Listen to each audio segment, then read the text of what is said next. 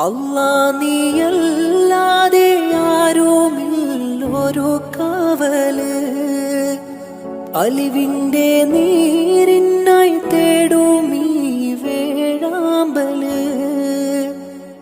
ഓരോരോ കാലടി. കുറുവ പഞ്ചായത്തില് 13-ാം വാർഡിലുള്ള 2 സുന്ദരി കുട്ടികളാണ് നമ്മുടെ മുന്നിലുള്ളത്. രണ്ട് ഫാത്തിമാരാണ്.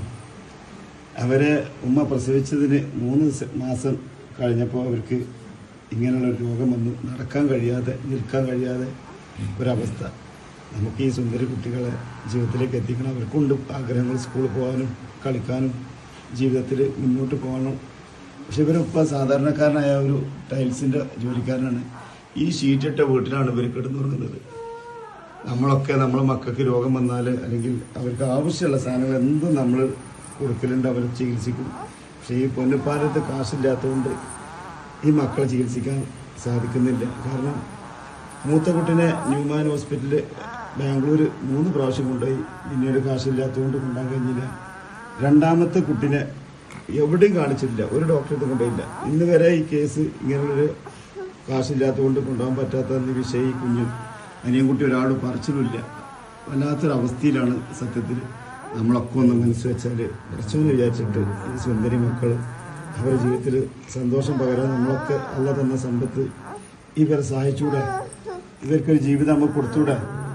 അവർ പറയുന്നതൊക്കെ മനസ്സിലാകുന്നുണ്ട്, പക്ഷേ അവർക്ക് സംസാരിക്കാൻ കഴിയുന്നില്ല. നല്ല ട്രീറ്റ്മെൻറ്റ് കൊടുത്താൽ അവർ രക്ഷപ്പെടും.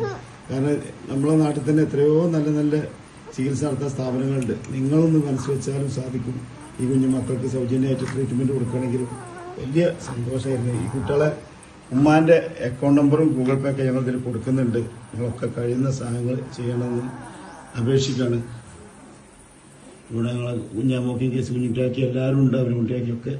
കാരണം അത്രയും അവസ്ഥ. 2.5 വയസ്സൊരാൾക്കും 7 വയസ്സൊരാൾക്കും ഉണ്ട്. ഇൻഷാ അല്ലാഹ് ഫാത്തിമാക്ക് 2 ഫാത്തിമകൾക്കും സന്തോഷകരമായ ജീവിതം പടച്ചമ്പരാൻ തരട്ടെ. എൻ്റെ മക്കളെ ഈ വീഡിയോ കണ്ട് ഒരുപാട് നല്ല മനുഷ്യരുണ്ട്. അവരുടെ കുട്ടികളെ സഹായിക്കാൻ എത്തുട്ടാ. എന്നിട്ട് നമ്മളെല്ലാം ചികിത്സയൊക്കെ ചെയ്ത് സ്കൂളിൽ പോക്കും കളിക്കാനൊക്കെ സാധിക്കട്ടെ. പടച്ചവനെ അതിന് വഴി ഒരുക്കി തരട്ടെട്ടാ. മീൻ